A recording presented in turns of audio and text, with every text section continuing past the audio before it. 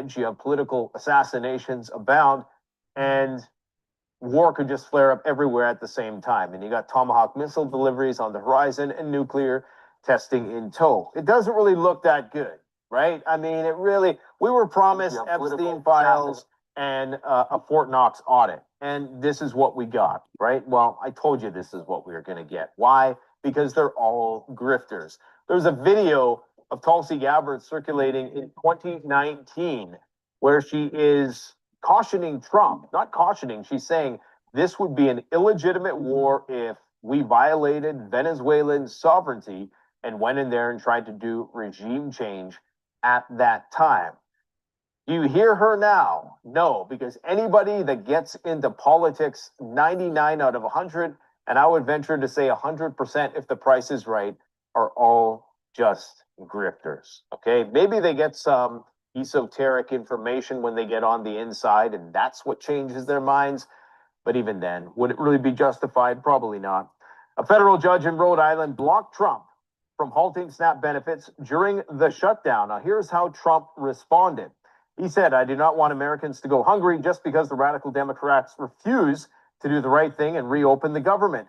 I've instructed our lawyers to ask the court to clarify how we can legally fund SNAP, legally, as soon as possible. It will be my honor to provide the funding, just like I did with the military and the law enforcement pay."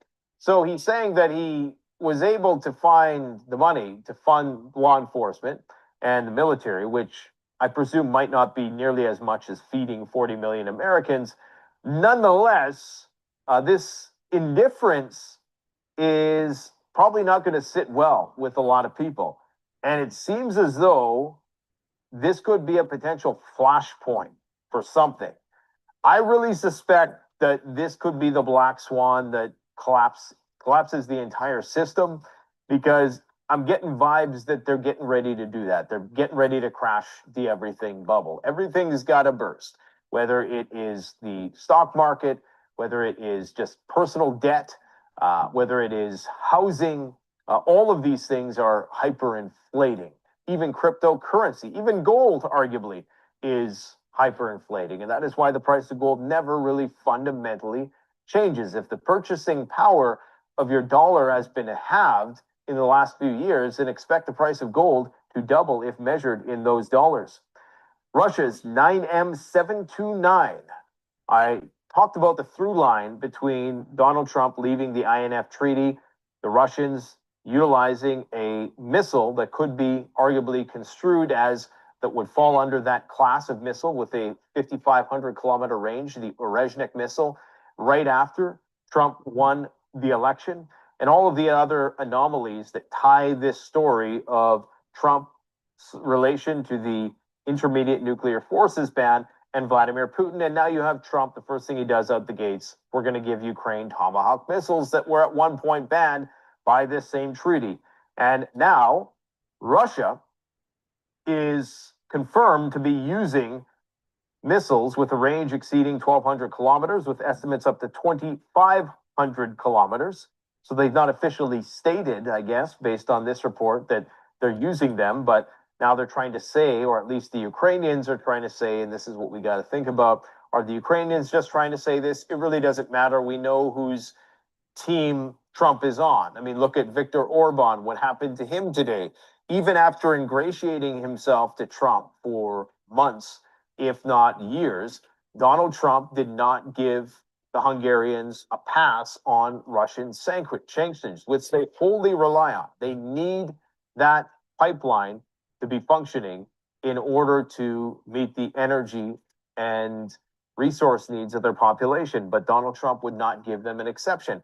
That is how powerful the clutches of whatever sort of cabal is affiliated with that whole Ukrainian program. That is how powerful they are. And this is what I've said from the start, okay, is that you're not going to be able to stop a freight train like that. No president could. I didn't expect him to. Lukashenko has threatened action. He's saying to the Latvians, don't push back. Don't push your luck, he says. We can strike things if it goes badly, we'll sit down with Putin, make a decision, and boom, Belarus is preparing to deploy the Orezhnik system by December within their country. Remember, they certainly do have nuclear weapons now. And here is Marco Rubio drawing a connection between the Iranians and the Russians. He's saying the reason the US is preparing to attack Venezuela is the influence of Iran and Russia in that country. Reports indicate Iran plans to build drone plants in Venezuela. Right. Here's what Medvedev had to say to Brussels. Brussels could be a good nuclear testing ground for new doomsday weapons. He mocked Belgium's defense minister, who, while congratulating the Poseidon nuclear powered drone test, saying that unlike the Burevestnik, the Poseidon can be considered a true doomsday weapon. Anyways, guys, you don't want to end up like this guy right here. Happy Halloween if you celebrate it, by the way. You want to get prepared. So if you want to. Nope, we don't celebrate none of that. None of it. What's he talking about? No, no, no. Um, okay.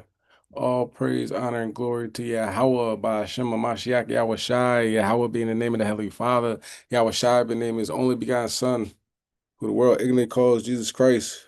Kum Yashal, arise, Israel. Double honors to our elders are waking up the lost sheep of Israel in these last days, the lost sheep being so-called Black, Hispanic, and Native Americans, according to the Bible. Okay, so new platform right now. We're on HY Philly's YouTube channel because given a strike for playing a video on 3i Atlas, ironically enough, you know. But some things they want you to know about, some things they don't want you to know about. And even if you do say Fair Use Act, which is of course the United States Fair Use Act, I think 76 or 74,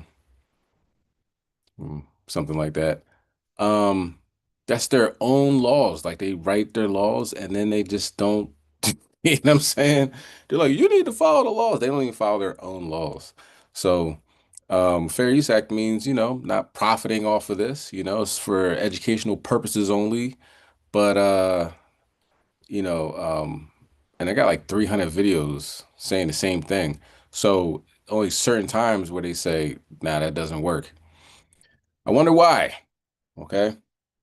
And also what they say with 3i Atlas is using its own, it's a possibility it's using its own propulsion system, still doesn't have a tail, and it sped up and went faster, faster than what they would assume gravity would have propelled them.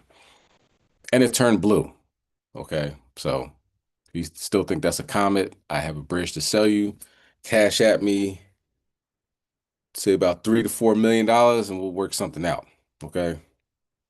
Anyway, let's get started. Okay. We're going to call this class MAGA Civil War. There's a civil war going in the MAGA faction of America. That is the Make America White Again. Sorry.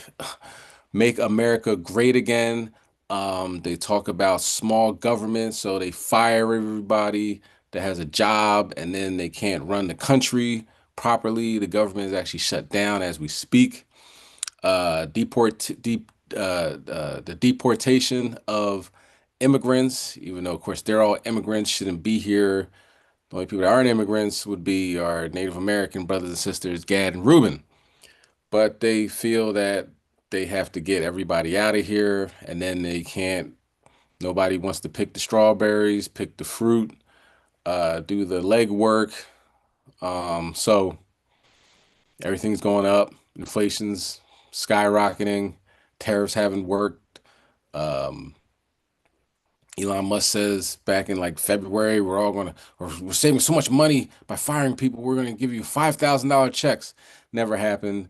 Now Trump's saying he's gonna give a stimulus check. Hasn't happened. So, but he did have a Great Gatsby type of event at Mar-a-Lago the same day that 42 million Americans SNAP benefits were taken away.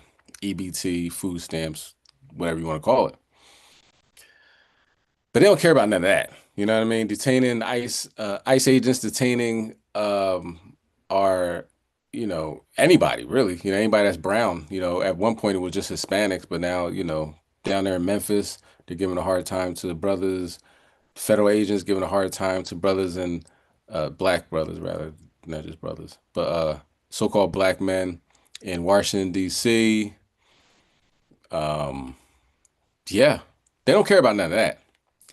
But it is a beautiful thing to see them split and be at each other's necks um, over the hate of the Israelis, over not releasing the Epstein files. They said the GOP is the gang of pedophiles or something like that. I think that's what it stands for, a gang of pedophiles, a group of pedophiles. I'm not sure, but them not releasing it and trying to brush it under the rug and then sending the National Guard to every city they can and just bombing Venezuelan boats, fishing boats and all that and saying they're carrying tons of drugs on these little fishing boats. They didn't care about stuff like that. But now they're falling apart, you know? Epstein files and the cabal, the make Israel great again is what's messing them up. So we're going to get started. We got a lot of videos to cover. Let's try this again. Fair Use Act. Fair Use Act. You put in description. Fair Use Act. This is for educational purposes only. Let's see how that works. All right, let's start with Sirach chapter 27 and verse 29. We're going to talk about Mayorgie Taylor Greene. She has a lot to say about our sister Jasmine Crockett. Jasmine Crockett, I believe. Hope I'm not mispronouncing her name. But she, is from Texas and she tells it like it is, you know what I'm saying? Worked very hard to get where she's at, but you have this Marjorie Taylor Greene. I think they called her like a blonde butch back broad or something like that from I think Georgia, Florida, one of them down south racist states. And she's always trying to come at her, those shots or whatever like that. And, blatant racist, typical, you know what I'm saying? It's not like it's a shortage of them. But the interesting part now is that she's coming at MAGA Mike Johnson, the guy that said that Donald Trump is a FBI informant, and that's why he was best friends with Jeffrey Epstein for 10 years, and then that didn't work, then came back and lied. He lies a lot, a little squirmy, little Edomite, right? But now they're going to war with each other. And it is amazing to see. All praise and honor Yahweh Bashem, Mashiach Yahweh Shai, Baba Gashar, Baba Gashar, Baba Gashar. Continue to bring them down to their knees, fighting each other. They don't have nobody else to fight now. So they start fighting each other. Deported everybody, bring them to supermax prisons, handcuff children coming out of apartment buildings at 4 in the morning. They have nobody else to fight now, I guess. So they're fighting each other. And I love it. So Sirach chapter 27, verse 29, they that rejoice at the fall of the righteous shall be taken in the snare, and anguish shall consume them before they die. So they're on their way out anyway. So the Most High is giving them anguish and just vexing them to no avail. Beautiful thing to see. So let me set the videos up. Uh, and then we can get started. Tucker Carlson and Ben Shapiro. I mean, it is just, they're just falling apart at the seams. This is within a week. You know what I mean? Within a strong week, these people are falling apart.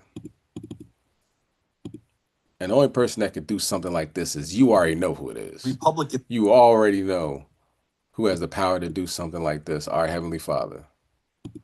Just like the days of Jehoshaphat when they start fighting each other before we even got to the war. You know what I'm saying? You feel me shouting? Right on. All right, here we go.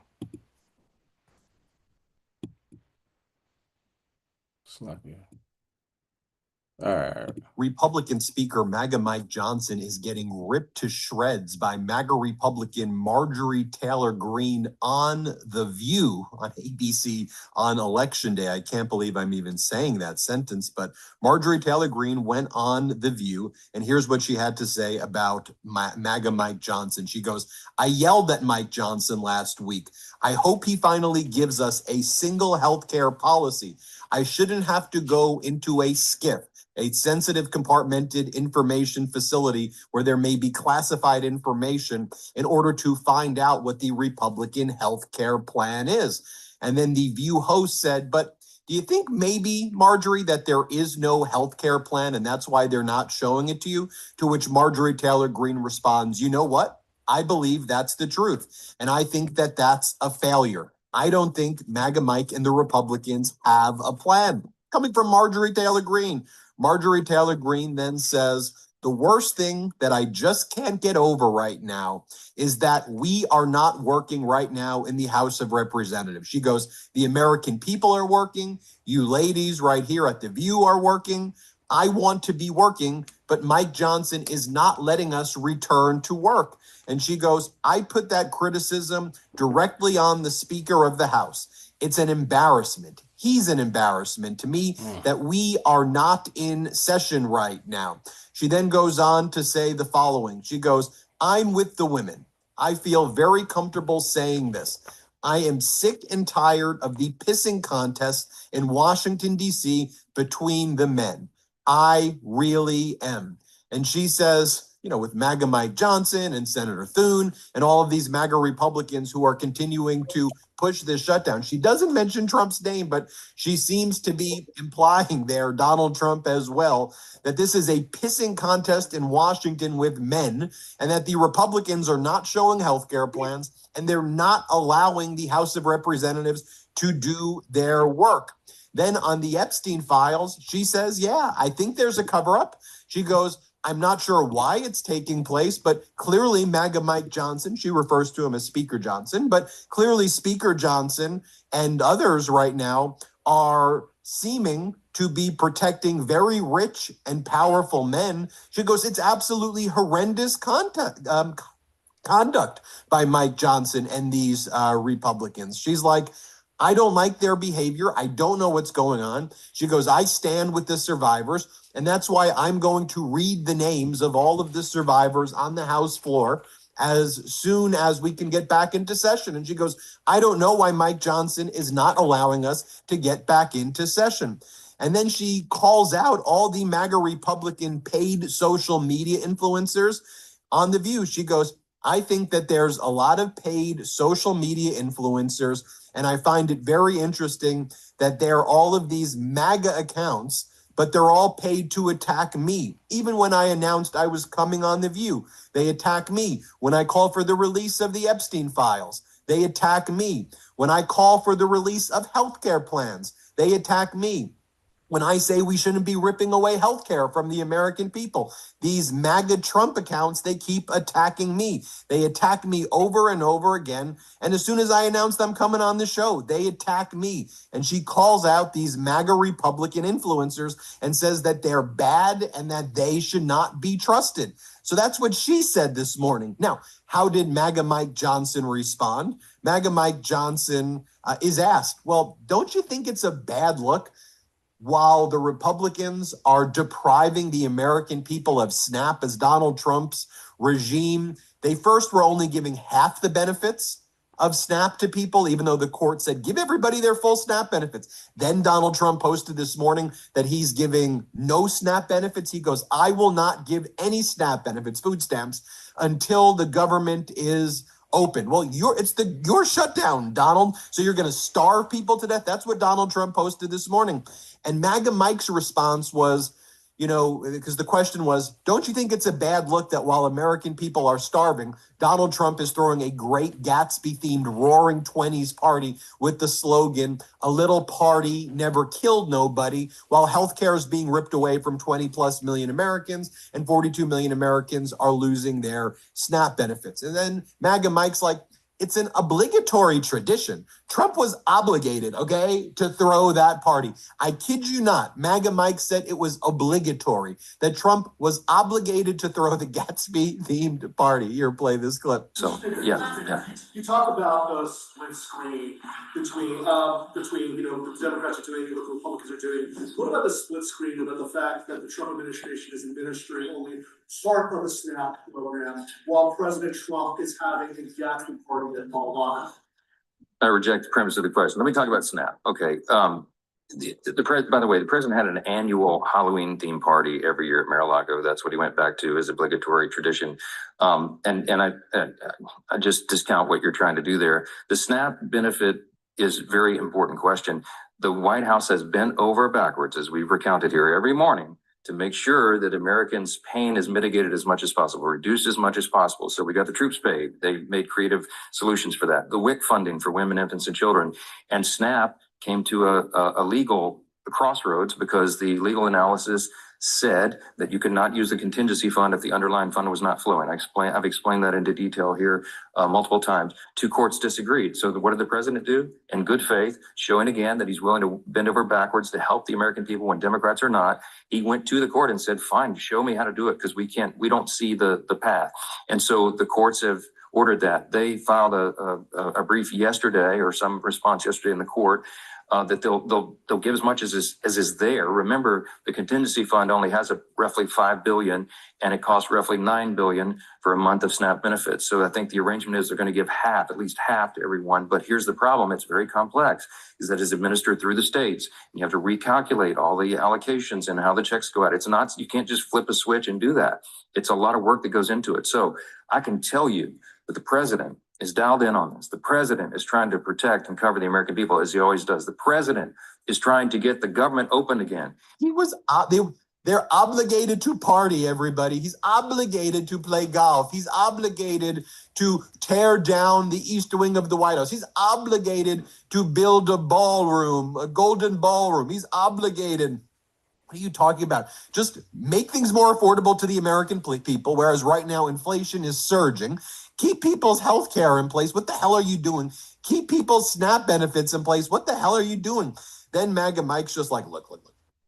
We all know right here on election day that for anybody who's losing their benefits, for anybody who wants good health care, we're the party for you. The Republican Party is the party for you. Here's what MAGA Mike says. Here, play this clip. Anyone who is being made to suffer because the services, the health services you rely upon, or the food and nutrition supplement for your family, anyone who is hurting, you have a home in the Republican Party. You have people here who are elected by their constituents to come and do their job, and they do it. They're voting to support you, to make these programs available, to ensure that the people in need have them. And the Democrats, by stark contrast, are doing the exact opposite. What are you talking about, MAGA Mike? And then MAGA Mike is asked, so are there any negotiations taking place on the Senate to try to maybe open up government and force a vote on extending the Affordable Care Act tax credits? Are you aware of that, MAGA Mike? And MAGA Mike's like, I don't know anything. I know as much as you do. Remember, I'll show you this clip in a second. First, play this clip. Government reform MCA, though it's hard, you or other top House Troops members, and with these conversations are you present? No, not present in the meetings. I know about as much about it as you do. I know there are, we hope, we pray, a handful of moderate and centrist Democrats left in among the Democrats in the Senate, where the whole country is counting upon them. Okay, now here was the montage that CNN made of MAGA Mike not recalling anything or not knowing anything about the stuff that Donald Trump does. You know that Donald Trump said he didn't know the billionaire crypto guy he pardoned who pled guilty to money laundering involving like Hamas and Al-Qaeda and terrorist groups. And I don't know anything about it. Do you know anything about this, MAGA Mike? I don't know anything about it. Did you know that Donald Trump posted videos of himself defecating on peaceful protests? I haven't seen anything. Here, play this CNN montage. They did a good job here. Play this clip. Listen, shut down. I don't know anything about that. I didn't see the interview. You have to ask the president about that. I don't know any of the details of that yet. I just heard about that literally. I was walking in. I don't know the details about that. I've just read it. I didn't talk with him about that. I don't know the latest developments. That's first I've heard of that. I don't know anything about it. I don't know what you're talking about with the children. I haven't seen that, so I'm not going to comment on it. Should also be noted as well that during this MAGA Mike press conference, Lori Chavez DeRemer, the anti-labor secretary, she's a labor secretary, but she hates labor. She got up and she spoke, and she says, it's not just SNAP we're taking away. Your unemployment insurance is next. Here, play this clip. As far as the Department of Labor goes, as was mentioned, when we're talking about the SNAP program, one of the other programs that we're definitely concerned about, and we've sent letters out to all 50 states, is unemployment insurance. As delivered by those states, that will be the next thing that we have to be concerned about. If people stop receiving their unemployment insurance, will be another detrimental fact to the American workforce. So that is what we're focused on now. We know you're taking away people's Medicaid, their health care, their unemployment insurance. Sean Duffy says all airports across the country, or a lot of airports, are going to have to be shut down. You're taking away people's SNAP benefits. I get it. You're sending ICE agents to disappear human beings and put them into concentration camps. I get it. I get it. You hate America. We understand. You hate America. You hate this country. You hate people. Hate is in your heart. I understand. And Yeah, pretty much. That's just where we're at with it, Yeah, this place collapsing, man. It is collapsing. No doubt about that. Okay. And this is prophecy. This is prophecy. So they're fighting against each other now. Let's also talk about the recent loss of the country. I don't know if you heard, Dick Cheney passed.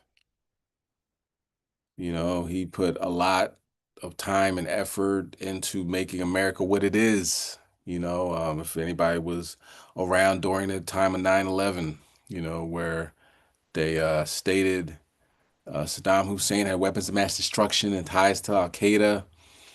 They repeated terrorism, terrorists, the terrorists. And now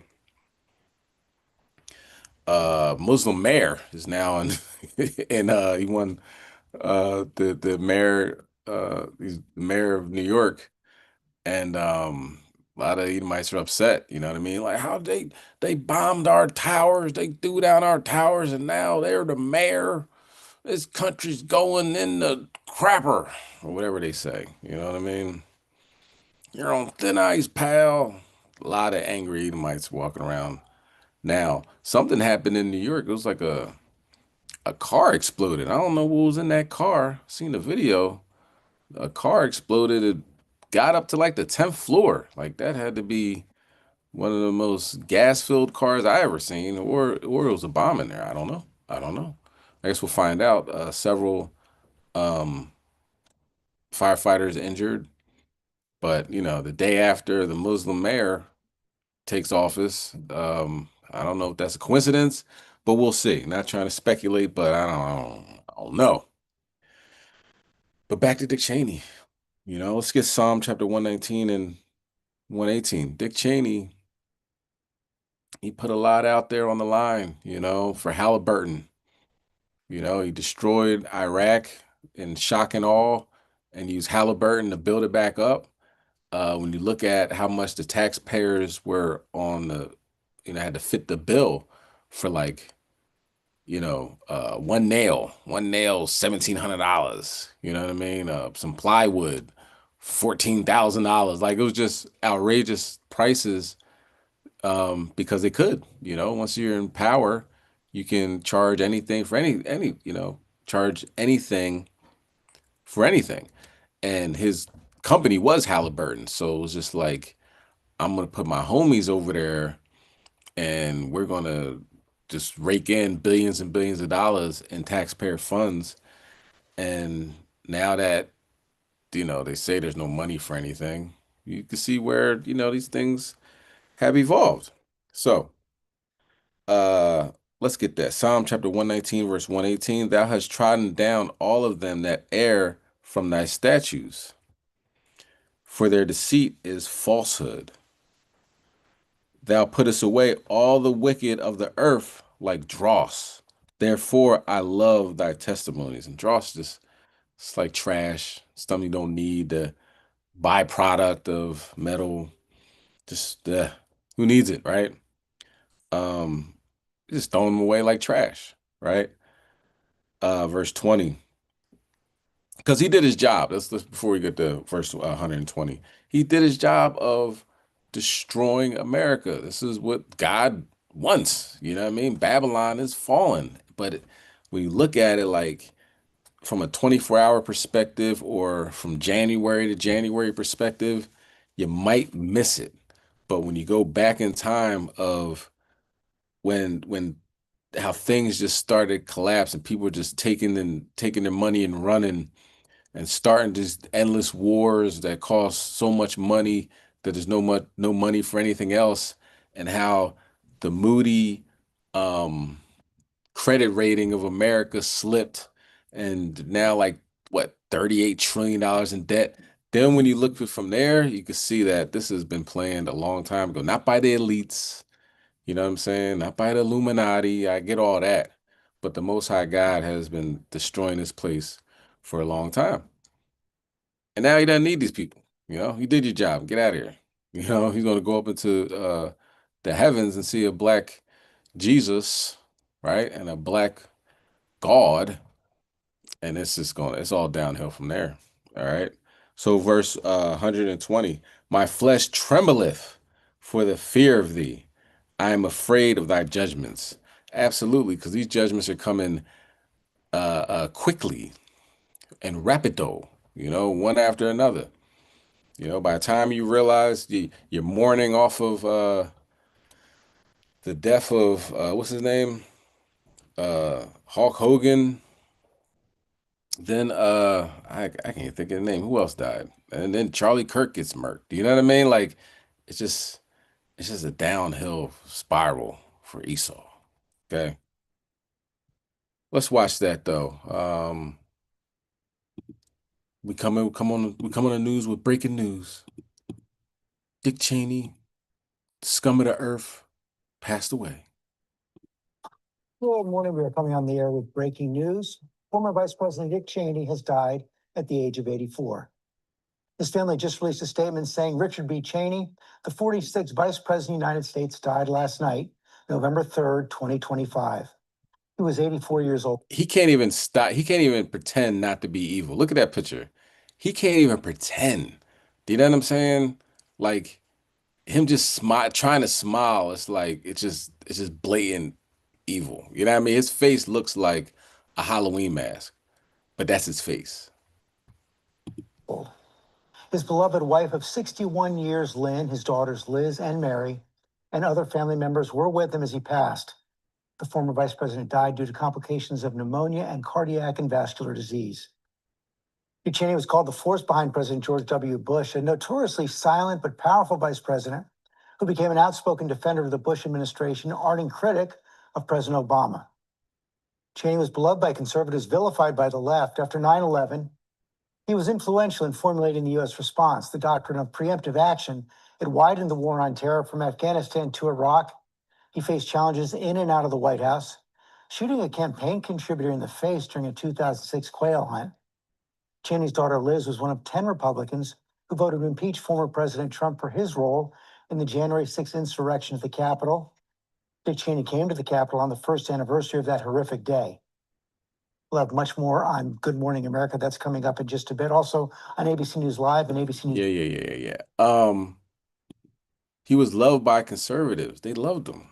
Do you know what I'm saying? So as this MAGA civil war rages on, you know what I mean? Like this is, one of their top evil lieutenants, checked. Should we have a moment of silence for Dick Cheney? Moving on. Let's go to Job chapter 8 and verse 15. Let's talk about Ben Shapiro, little squirrely little Ben Shapiro, and know-it-all, what's his name? Tucker. But I don't even know his name. Another guy. He's and if you look at, I've been watching this guy, right? Will Tucker. he has been he's had some interactions in the past. You know what I'm saying? He's been in his room. I think I played that earlier, maybe one Wednesday. He's been in his room and he's been visited. You know, he's been visited and he's like, they're demons, you know, they scratched me and they did this, that, and the third. So he is actually dealing with some judgments as we speak. You know what I mean? He wants to talk about it some more. How come the government's not mentioning it, this, that, and the third? And, he's so well known that, people haven't been really making fun of him about it. They have to look into it. So, the Most High is picking a good stooge to show them what life is going to be like soon, very soon. You know what I mean? Just a bunch of bruises, not being able to sleep, things that go bump in the night, scratches, punching in the face. You wake up with a black eye. You know what I mean? Tucker Carlson, that's his name. Yeah, Tucker Carlson is going to is what do you call like the face of the future for Esau. Okay. Until then, he's going to war with Squirrely Ben Shapiro. Job chapter 8 and verse 15. He shall lean upon his house, but it shall not stand. He shall hold it fast, but it shall not endure. And it's talking about the like a spider's web, leaning on the house of a spider's web and just falling over. And then using the spider's web, try to get back up. You can't. You can't lean on anything. You can't get back up. It's going to be a rough ride. It is a rough ride. It's going to continue to be a rough ride for these Edomites.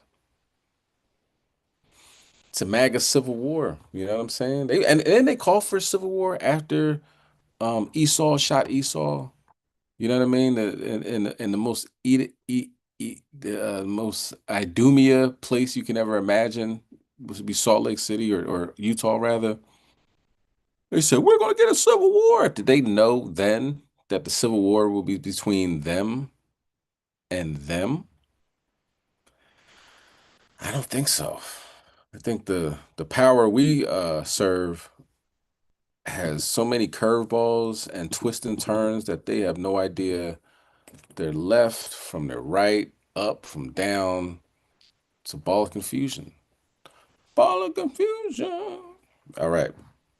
Let's watch this. Ben Shapiro versus Tucker Carlson. This is not how you handle it. Oh my goodness.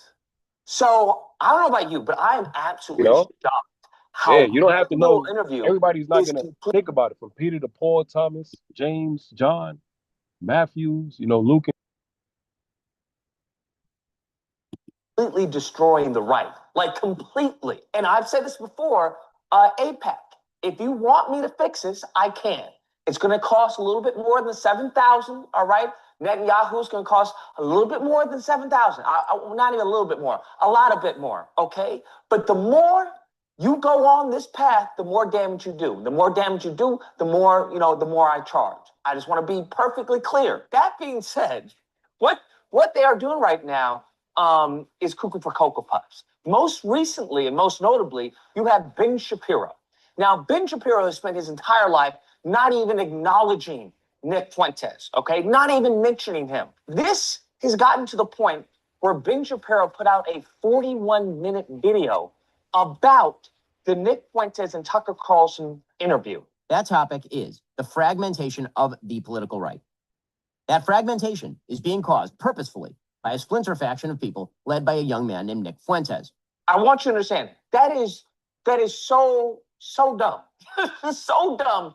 I couldn't believe the misstep that these people are taking. What makes this 41-minute video so bad, what makes it just the worst thing ever, is that in this 41-minute video, he's doing a character assassination. And he's doing a character assassination of Tucker and Fuentes. Now, the problem with this character assassination when it comes to both of them, but mainly when it comes to Fuentes, is that he's compiled a montage of clips trying to paint a picture of who this person is, who Nick Fuentes is. Oh, he's Holocaust denying, he's a Nazi, all this.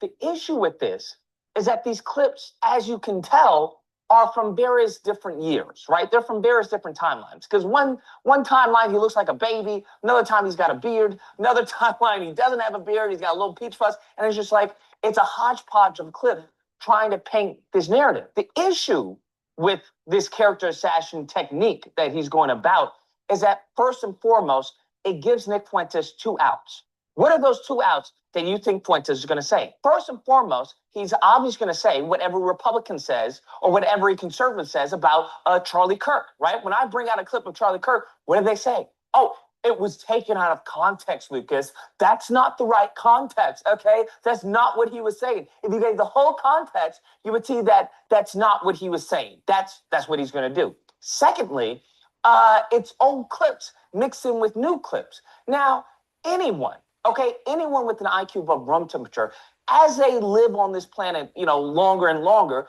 their views start to evolve. Now, of course, he's just talking in generalities, but Nick Fuentes, whatever his name is, he hasn't changed one bit. He's actually gotten pretty worse as time has elapsed, but we'll continue on. He's like Charlie Kirk on steroids. As far as the information that they attain. So trying to use old clips to defame and ridicule and castigate someone presently, that's not a good tactic, okay? It's not a good tactic because Ben Shapiro himself has said some, controversial or we'll say anti-Trump things where now he's not saying that. He's the biggest man in the race. He's the roughest, toughest bastard out there, and he tells it just like it is. Except he doesn't, because as entertaining as Donald Trump is a liar.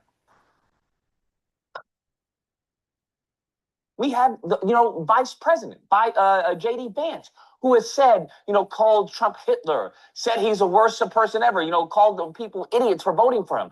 You said, I'm a never Trump guy, never liked him, terrible candidate, idiot if you voted for him, might be America's Hitler, might be a cynical a-hole, cultural heroine. And now, right, now he's saying he's singing a different tune. So that's a problem right there. Now, what makes all of that just even more problematic is that, I don't know if he knows this, but he's funneling people to Nick Fuentes. That's what he's doing. He's funneling people to, Tucker Carlson. That's what he's doing. People who may not have heard of Nick Fuentes or may not know some of the stuff that he says, they're obviously are going to see, well, what's the entirety of the clip? What are some other people going to say? Other people are obviously going to leave comments. We're going to speed this up. Buddy, Nick Fuentes is a Hitler admirer and a Holocaust denier. Buddy, it's Führer Friday. It is Hitler Friday. Hitler was a pedophile and kind of a pagan. It's like, well, he was also really fucking cool. It doesn't really sound correct to me. Wait a second. It takes 1 hour to cook a batch of cookies, and you have 15 ovens, probably in 4 different kitchens, right? Doing 24 hours a day, every day for 5 years. How long would it take you to make 6 million? I don't know. It certainly wouldn't be 5 years, right? The math doesn't seem to add up there. The math doesn't quite seem to add up there. I don't think you'd result in 6 million, maybe 200 to 300,000 cookies. And I think the Red Cookie Association said something like that, probably 200 to 300,000 cookies baked. They're not denying the Holocaust. They're just questioning the 6 million. They're saying, hey, no, I agree that Jewish people, it was horrible what happened, but I don't know if it was actually 6 million. Damn. Now, that in and of itself is not Holocaust denial, right? The same way in which they would have Candace Owens, right? Benny Boy, I don't know if you happen to remember this. You funded Candace Owens's faux, documentary on George Floyd. Where what did she do? Ask questions. What have they tried to usher in this anti-Black racism this entire time? Via asking questions. I'm not racist. I'm just asking questions, right? That's what they've done. And that's what she did. Try to say, well, did he die from fentanyl? I don't know. I'm just asking questions. Now, when those questions are asked of your history, when those questions are asked of your culture, when those questions are asked of your people, now all of a sudden it's anti-Semitism. Now all of a sudden that you're an anti-Semite. Now all of a sudden it's a problem. He's out of line, but he's right. That's a hypocrisy that I don't like, Benny Boy. That's the issue that I have, is that many of your base, they had no problem. Whether it's white people, white Jews, it doesn't matter. Many of Ben Shapiro's Daily Wire base, and Dennis Prager and a lot of them, they had no problem with the anti-Black rhetoric that they were funding. No problem with it. In addition to that, by him showing the clips and saying, oh, he's a racist and stuff like that, you are alienating yourself from the vast swath of the Republican Party. Damn, I don't know what to tell you, but a very good, large majority of the Republican Party is racist. They are anti-Black. So when you show a young youth, a white youth, saying that, hey, white people are absolutely justified in their racism against Black people in the fact that they don't want to be around them. Nick Fuentes says that white people are justified in being racist. Reason that we talk about this, by the way, I know a lot of Black people see this and they go, man, why are you always talking about Black people, this and that? Because there just needs to be some shame here. Well, there's a few reasons. First, white people are every single bit justified in being racist. Every single bit justified, to the extent that that means going out of your way to avoid Black people when you see them. Bro, we had, what's his name, the dude who did the comics, who said this, right? You have these people, that is a belief that they have, a very much 100%. Nick Fuentes says that Jim Crow was actually better for Black people. It was better for them too, number one, but number two, who cares? You see, during Jim Crow, the Black family was together. That's right. During Jim Crow, more Black people were not just conservative, because Black people always have been conservative minded, but more Black people voted conservatively. What? We had, even when it came to reparations, how did they frame reparations? I forgot his name, I think it was Tuberville or whatever. He said, hey, Democrats want to give the criminals reparations. Some people say, well, they're soft on crime. No, they're not soft on crime. They're pro-crime. They want crime. They want crime because they want to take over what you got. They want to control what you have. They want reparation because they think the people that do the crime are owed that. They're not owed that.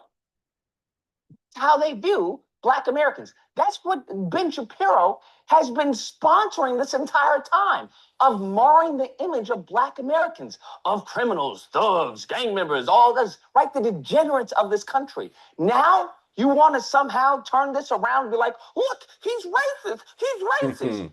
You don't get to play that card, Benny Boy. You don't get to play that card. You don't get to galvanize and radicalize your base into anti-Black, propaganda, and then turn around when someone does the same thing, or someone says, yeah, I agree, we shouldn't be around these people, and say, oh, look, they're racist. You guys are one and the same in that regard. One and the same, Benny Boy. So now you look like an even bigger hypocrite than what you already are. Ironic. Now, in addition to that, he obviously goes over Tucker Carlson and, shows clips and everything, character assassination of Tucker Carlson. But you want to know why this video is so problematic? Do you want to know why this video is so damning and is actually a fluff piece for Tucker Carlson and Nick Fuentes? The reason being is that in no point in time, in the entirety of the 41 minutes, does he mention one thing that Tucker Carlson or Nick Fuentes said in the interview. Damn. Does he mention one thing where he tries to rebuke or rebut what they said in the interview? Do you understand that everything they said in the interview went untouched? That all this video was merely a character assassination to try and get people not to watch the interview, to try and get people to say, why would you listen to these people? Don't even watch the interview. That is going to, once again, the Streisand effect. The more you try and censor something, the more interest it's going to cause. So now, by you trying to do this horrible character assassination, you have done the opposite because you didn't address any of the criticisms, any of the concerns that were levied in the interview. Are you retarded? You are. I would say Ben Shapiro and Daily Wire are the #1 reason for anti-Semitism, bro. I mean, at this point, you may be a self-hating Jew. At this point, because there's no way that you could overlook such a glaring gap, bro. Such a glaring problem. This is like the Death Star. Like, what are we talking about? I don't know what to tell you. As I said before, I'll say it again, AIPAC, Netanyahu, whoever's out there, if y'all need my help, I can help y'all. I can crush this. But the more you go on about this and getting more and more people to say, oh, we've got to denounce Tucker Carlson. Oh, we've got to denounce Nick Fuentes. Oh, we got to call them anti-Semites. That is not how you handle this. What you are doing is that you are leading more people, you are funneling more people to their cause. Yep. So it is actually the racist, okay, that are disagreeing with the racist. Man, where's my popcorn at? You know what I'm saying? So it is, and then Tucker Carlson struck back today, and he was saying how Ben Shapiro is violent. He talks about violence with Nick Fuentes. You know what I'm saying? The thing about Esau, as you already know, he's a squirrely little fella. You know what I'm saying? He won't come out and say, we're gonna do this, we're gonna do that. Some do, very seldomly. But for the most part, the racism is just so in the undercurrent where you can't see it. It's like a rib current that just pull you out to sea. And they would say, I'm not racist though. I'm not me. I Tyrone works at the job. I've talked to him every morning. I say good morning to Tyrone. And one time at a barbecue, I invited Reggie. I invited him. He didn't come because I think he said I was racist or something. But I invited him. That was like the summer of 86, 87. I invited Reggie over. And yeah, I'm not racist. No, I don't have a racist bone in my body. I can't even see color. I can't even see color. You see this? This hoodie, I don't even know what color it is because I just can't see color. So that would be Tucker Carlson. Nick Fuentes is very open about it. Charlie Kirk, he wouldn't say that he's racist, but you could watch 2 of his clips and realize that. And who's the other square? Ben Shapiro, you know what I mean? He just talks, I just ask questions, Did he die of a fentanyl overdose? I know the cop's knee was on his neck for 9 minutes, but it was probably the fentanyl. You know what I'm saying? So this is the people we're dealing with here, and they are fighting against each other in a MAGA civil war. Who do you got? I got my money on how about Shemi Shy? You know what I mean? And after done fasting, get yourself some popcorn, okay? Now let's change topics a little bit. We're going to talk about what happened one night to Esau, right? But it's something that happens to a lot more people that just don't know it, right? We talked about this before, just a little further evidence that you might have something in you, literally, okay? Talked about this movie. It's called Patient 17. Dr. Lear, what's his first name? I can't think of his first name, but Dr. Lear, he would take out what you would consider alien implants in people, and they would do the analysis on it. Later on, in this one, it seems back in the day, they might not have the technology or whatever like that or funding. But in the Patient 17, they did analysis on the foreign body that was in people. And come to find out, it was made of like 35 elements or 32 elements. And some of those elements, the isotopic ratios are not even prevalent or available in our actual solar system. So this will be just like we see 3-Eye Atlas is coming from interstellar. It's not even in our solar system. Whatever is in people's body has certain properties that we don't see here in you know our little our solar system here that we live in, with Saturn and Jupiter and all that. So let's check it out. All right, let's get Proverbs chapter 20. Matter of fact, we'll hold that. Let's get Jeremiah 10 and 23.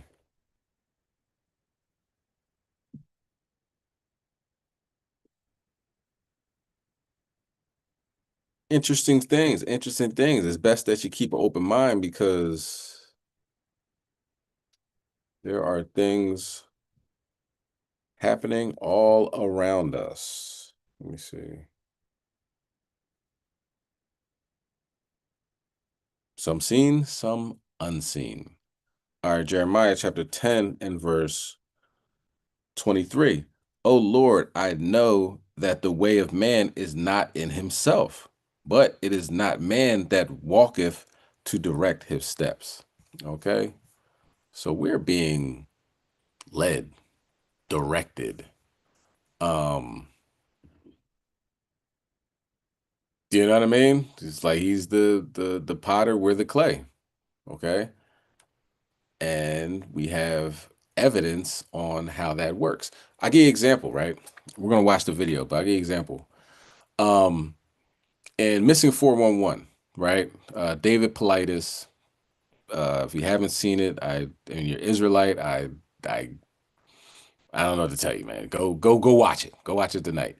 It You can watch it on YouTube. Just type in Missing 411. There's documentaries. One's about a hunter, one that has a lot to do with children, and another, this last one, which he doesn't say too much about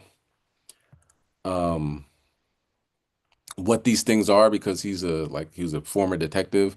So if he doesn't have evidence on what it is, he doesn't talk about it. But his last one he was talking about was UFOs. So you would definitely appreciate that. But in order to appreciate that, you should see the two before and then watch that. Anyway, in some instances, people be walking, taking a hike, and somebody will say, "Oh man, my stomach hurts. I think I gotta use the restroom. You guys go ahead. I'm gonna go back and use the bathroom." Never to be seen again, right? So what does that mean? These implants are put in places where they can control people, control their nervous system, control how they feel.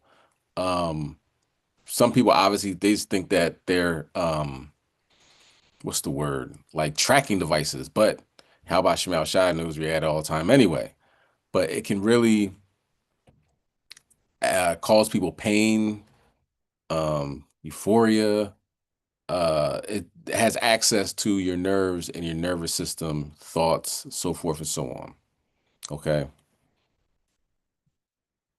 So let's watch this video.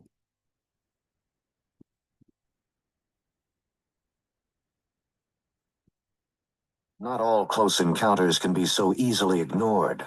Some claim they have evidence that aliens are abducting humans for nefarious experiments. Come, Lord Jesus, be our guest. May these gifts just be blessed. Amen. Tim Cullen is a cement worker who lives in Yuma, Colorado with his wife Janet, a registered nurse.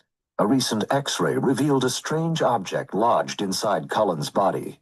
He has no puncture wound or scar, but there is a repressed memory of a terrifying event in his past. It wasn't 30 seconds after they told me that I had a piece of metal in my arm that I knew where it came from. In the secret world of close encounters, stories have surfaced of people being taken against their will by extraterrestrials. One who claims to have been abducted is Tim Cullen. In May 1978, Tim and Janet Cullen were driving home from Denver when a bright light appeared on the horizon. Wow, look at that. Suddenly, an unidentified flying object hovered right in their path. It was large and cylinder-shaped and had multiple lights It wasn't a helicopter and it wasn't an airplane. It wasn't anything I'd ever seen before. What is that? Wow. It's going to cross right over the road. The craft seemed to come back up toward the road. As it did that, I felt telepathic communication with the creatures inside. Has it changed me? Yeah, it's changed me. Do I find it easy to talk about? No, it'll probably never be easy. Because I know what I'm saying. Tim believes the encounter led to his abduction, and although he has no recall of the experience, he believes he received an implant that continues to be monitored by aliens. My arm used to buzz. The buzzing sensation was more regular and getting more intense. And as I was aware of it, I felt that it would be aware of some of my thoughts at times and my emotions and react to those. Worried about the sensation he was experiencing, Cullen met with a doctor who examined his arm. An X-ray revealed that Tim had an object embedded in his left wrist. I believe it's possible that this certainly could be an alien implant. I've been around Tim for the past almost 24 years, and whenever he's had an injury or a splinter in his finger, I've been there to remove it for him, and I think I would have known about it if he would have had an injury. Reluctant to expose his experience to his personal doctor, Cullen turned to the internet. 1 year later, his search led him to Dr. Roger Lear, a California podiatrist. Dr. Lear removes objects that patients suspect have been implanted by aliens and provides his service for free. I am 100% convinced that, number one, these objects are placed in the human body by someone or being using a technology which far exceeds our, because we do not have the ability to put something in the body without making a portal of entry. That's just where it starts. Dr. Lear carefully screens all his patients before considering an implant removal. The individual must have a conscious recall of some involvement with a UFO or an abduction scenario. Over the years, the number of qualified participants have multiplied. Tim Cullen meets the criteria and agrees to travel to Los Angeles to have the object removed by Dr. Lear. When Tim had the surgery scheduled, I really wanted to go along with him because I'm a registered nurse and I wanted to make sure that everything was done, the right techniques were followed, but yes, I was apprehensive about it. I am not afraid of anything, no matter how they come at it or what they do. I figured they'd studied me for 20 years. Couldn't prove it was an alien implant until it was taken out. You can say what you want, but you got to have proof, Tim didn't want to tell anybody the story for 20 years for fear of reprisals against him and his family. This was a very compelling, human scenario, which propelled me into doing something for him. The day of the surgery, a group of ufologists and journalists assemble to witness the event. General Surgeon Dr. John Matriciano is on hand to perform the procedure. Okay, so they're gonna actually cut this guy. So if you are squirmish, I don't want to see that, you can close your eyes or fast forward if you watch this later on. But if it's live, then you can look away. It's up to you. He is skeptical of making an alien connection to a piece of debris found in the human body. I'm basically a non-believer. I think it's somewhat arrogant of us to think that if there were some creatures that come see us. Don't breathe too much, you're going to pass out. Cullen is numb for the entire procedure. We'll make a small incision right here, not a big one. Did that hurt you? No.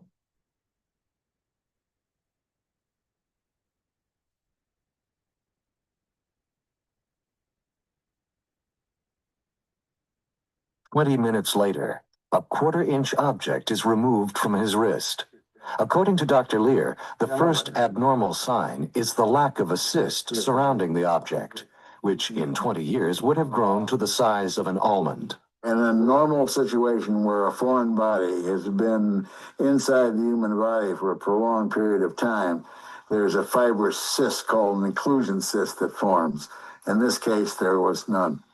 There's a lot of stain. Looks like a boy to me. But Cullen's humor belies the importance that the object might mean in proving the existence of alien life and contact with the human species. I really have to have it analyzed. The object is placed in a plastic vial containing plasma from Cullen's blood to preserve it. To secure the evidence, the implant is sealed in a tamper-resistant vial in front of witnesses.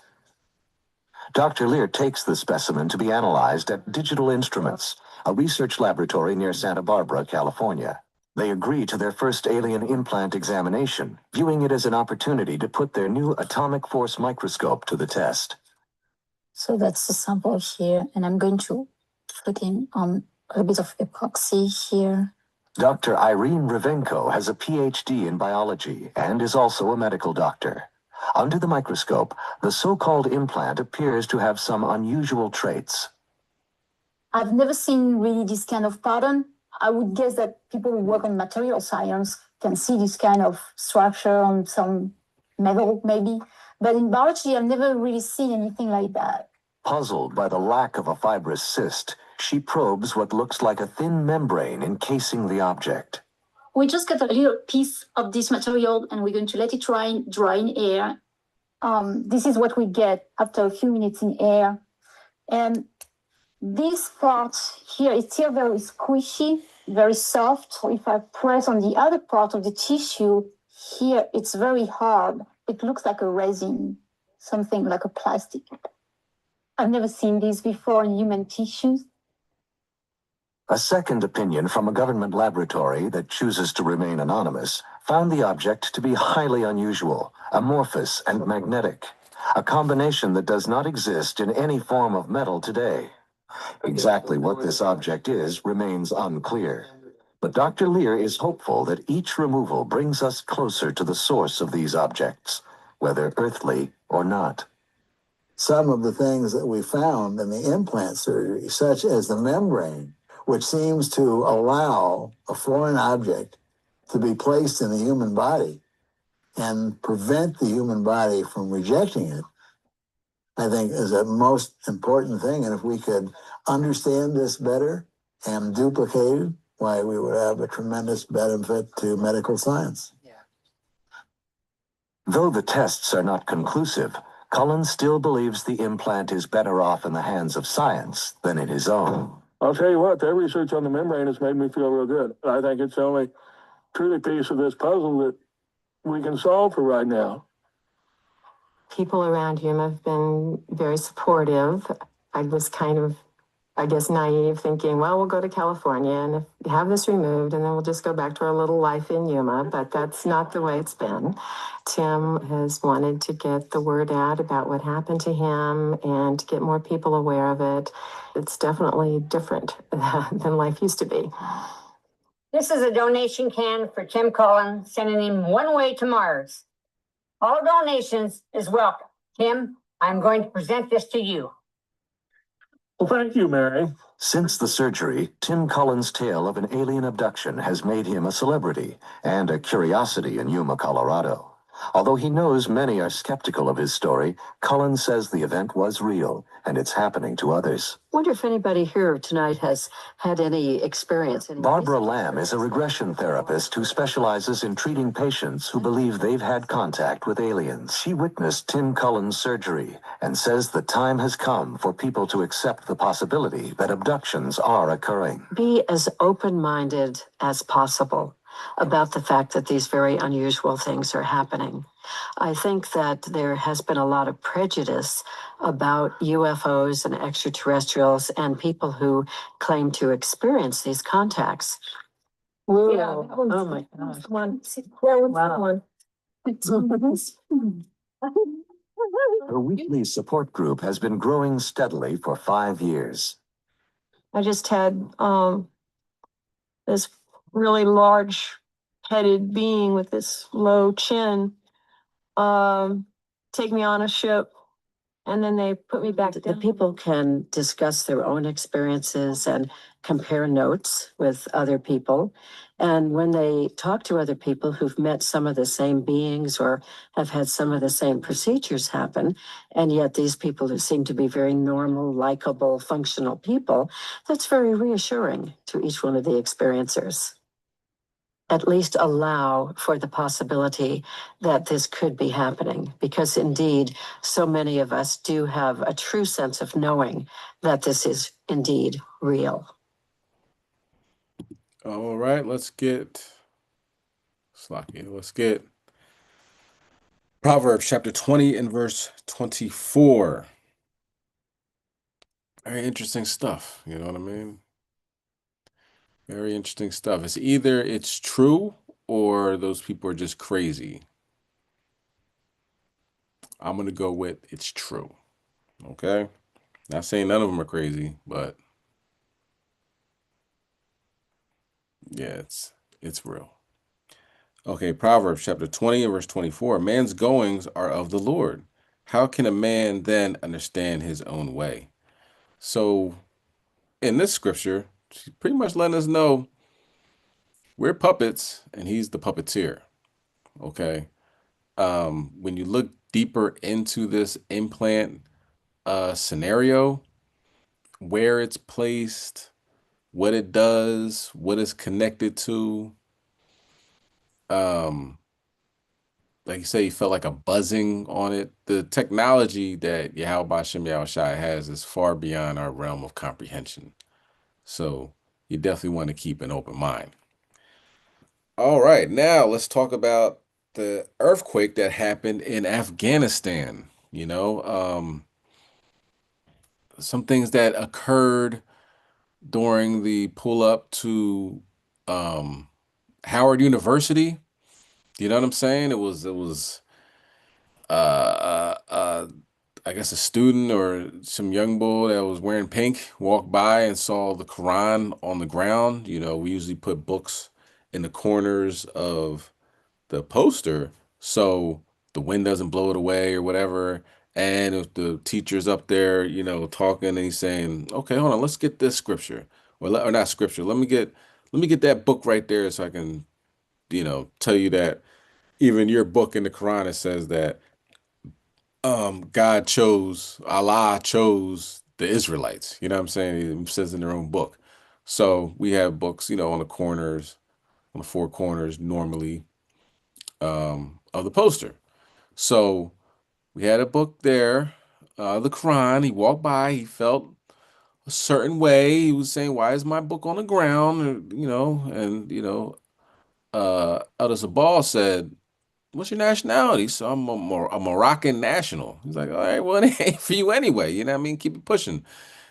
And in a stroke of ancestral heritage and just being just like his ancestors, he tried to steal it, just like he stole people during the sub-Saharan slave trade. He tries to steal the book. He picks it up, starts walking off, and you ain't gonna do that. We reading the Bible, but we ain't no pushovers. You know what I'm saying? We don't do that. So he makes a video. I guess he was like a streamer or something like that. He makes a video saying he tried to jump me. I didn't see anybody jumping. You know what I'm saying? I've seen people get jumped before. There's a lot of punches and kicks and dog walking and stuff like that. It was just like, yo, give me that book and keep it pushing. You know what I mean? So now it's like, oh, these mean old Israelites had the Bible on or the Quran on the ground, which is a cardinal sin. But you see Esau burning Qurans. You don't say nothing about that. Um, you might as well, if you love Islam that much, you might as well move to New York because at this point in time, there's cars blowing up and firefighters getting hurt. We don't know what's going on. They might have just said, let's have war in New York now. So, but what it always comes down to is Jake is just, looking at, and this is Jake that's calling for, like, he said, you guys got 30 days to apologize and all this other stuff, like trying Sun Brothers and all that. Um, But it goes with Deuteronomy 28:54. Your eyes are evil towards your brother. You're not even paying attention to what they're doing right next to you. You know what I'm saying? You wasn't no hard rock in DC when when the federales was just stopping and frisking people and taking them to jail for dumb stuff. I missed all that. But now you see your brother telling people who they are, you know what I mean, the actual nationality, and then you're falling apart and saying you got 30 days to apologize, nigga. Ain't nobody apologizing nothing. Well, God responded. You know what I'm saying? It started knocking down your mosque over there in Afghanistan. I don't know if you was paying attention. You worried about us. You're not missing the bigger picture, you know? But it's all good. We'll get to that. Let's get Psalm chapter 30, Shaka. Psalm chapter 97 and verse 7. Because all them idols gonna get tore up anyway. You know what I'm saying? So all that fake tough guy stuff, don't believe you. You know, you gotta be tough with everybody. Be tough with Esau and ICE, dragging people out the cars, right? Shipping people out of the country, right? They Muslims too, right? You missed that? Apparently so. Psalm 97, verse 7. Confounded be all they that serve graven images, that boast themselves of idols. Worship him, all ye gods. Zion heard and was glad, and the daughters of Judah rejoiced because of thy judgments, O Lord. So all praise to Yahweh Bashem, Mashiach Yahushai. You worshiping your graven images, and the Lord done collapsed your mosque. You know what I'm saying? You should really leave people alone. We ain't bothering you. And you know, it's a boss so even tone, like, well, it's not for you. You know what I'm saying? Not for me. I'm gonna take this. And he started pretending like he was looking in it, like, let me see. And then try to chirp off, oh, you ain't gonna steal from us. I mean, this is our Quran, okay? We use it as a teaching tool. Verse 9, for thou, Lord, art high above all the earth and art exalted far above all gods. Come on, man. Allah got no play in this ride. You tripping. But now let's see what the Most High God did to Afghanistan. Keep playing with him.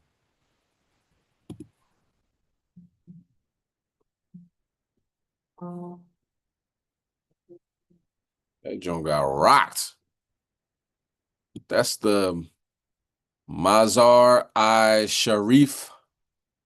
iconic blue mosque was damaged. Yeah, I'm sure it was. And this would have looked like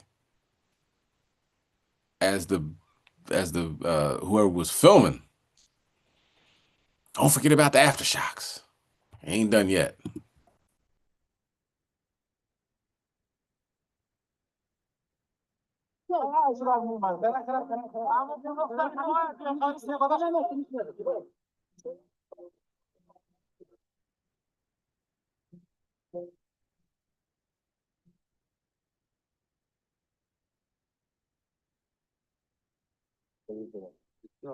Let's get back to that breaking news this morning. Okay, we'll get to that. We'll get to that, Susie. We'll get to that. Let's go to Isaiah chapter 2 and verse 6.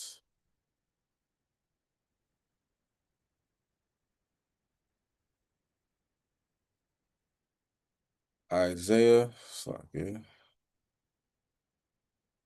chapter 2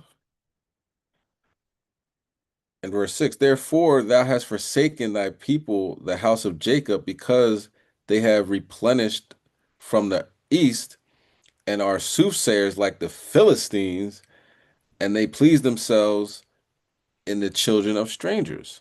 Their land also is full of silver and gold, neither is there any end to their treasures. Their land is also full of horses, neither is there any end to their chariots. Got a bunch of stuff. Their land also is full of idols. They worship the work of their own hands, that which their own fingers have made. It's all idol worship. You know what I'm saying? All idol worship. And that's back then, the Philistines, the people over in that land, the heathens, that's what they worship. They worship, boom, this pen. This pen is my God. Everybody bow down to this pen. Make anything a God. You know what I'm saying? That's the pen God. And here's the cell phone God. You know what I'm saying? All folly. Okay, verse 9. And the mean man boweth down, and the great man humbleth himself. Therefore, forgive them not. You know, forgive them not. Enter into the rock and hide thee in the dust for fear of the Lord and for the glory of his majesty. The lofty looks of man shall be humbled, and the haughtiness of men shall be bowed down, and the Lord alone shall be exalted in that day, not Allah, not Muhammad. I was talking to somebody over the weekend, talking about Muhammad, yes, Allah, the prophet, not a prophet, man. You ain't got no prophecy, he's not a prophet.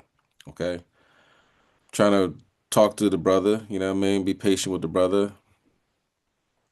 But they don't really have too many. It's an easy religion because you don't do anything. You know what I'm saying? There's nothing, all you gotta do is not eat from, during the daylight time. By the time you wake up till the time the sun goes down, don't eat. That's Ramadan, and they're good with that. Everything else in the Eid, you go party, and after Ramadan's over, not real fast, and fasting towards false gods and idols. Walk around the rock 7 times, try to kiss it. You're getting boxed out like Dennis Rodman from the Arabs, who said, "Don't get them nigger lips off of Allah." You know? Nah, man. And they got the nerve to try to come at us. I wouldn't. Not too smart. Anyway, where was I? Verse 11. The lofty looks of man shall be humbled, and the haughtiness of men shall be bowed down, and the Lord alone shall be exalted in that day. It's like I read that already. For the day of the Lord of hosts shall be upon every one that is proud and lofty, and upon every one that is lifted up, and he shall be brought low. You know what I mean? And the Lord will get you any type of way, an earthquake, tsunami, hurricane, sinkhole, war. You know what I mean? Trump say you're gonna bomb Afghanistan. Hey, you do your thing, man. I ain't gonna stop you. Verse 13, and upon all the cedars of Lebanon that are high and lifted up, and upon the oaks of Bashan. You know what I mean? All these high, lofty, you know what I mean? Not next to talking about the actual cedars, but like verse 12 is talking about people that are proud and high-minded. Verse 14, and upon the high mountains and upon all the hills that are lifted up, and upon every high tower and upon every fenced wall, and upon all the ships of Tarshish and upon all pleasant pictures. And the loftiness of man shall be bowed down, and the haughtiness of men shall be made low, and the Lord alone shall be exalted in that day, and the idols he shall utterly abolish. Okay? All that idol worship, gone with the wind. All praise, honor to Yahweh Shem Mashiach Yahweh Shai. Let's continue on. I don't think they want that fight. I don't think they want that war. You know what I mean? Because you're not calling down fire from heaven. You know what I mean? You can pray to Allah all you want. That don't mean he's going to hear you or do anything. We pray to Yahweh Shem Mashiach Yahweh Shai, and amazing things happen. Okay? The prophets are the Israelites, not Ishmael. Stamp that. Okay? Now, let's talk about Babylon collapsing. Couple more. Babylon, let's get Revelation chapter 18, verse 11.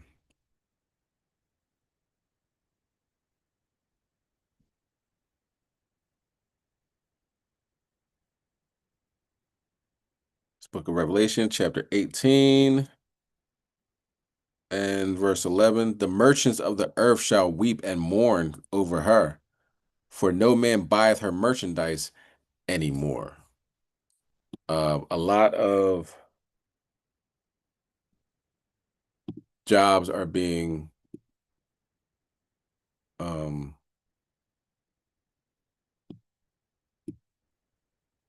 what's the word?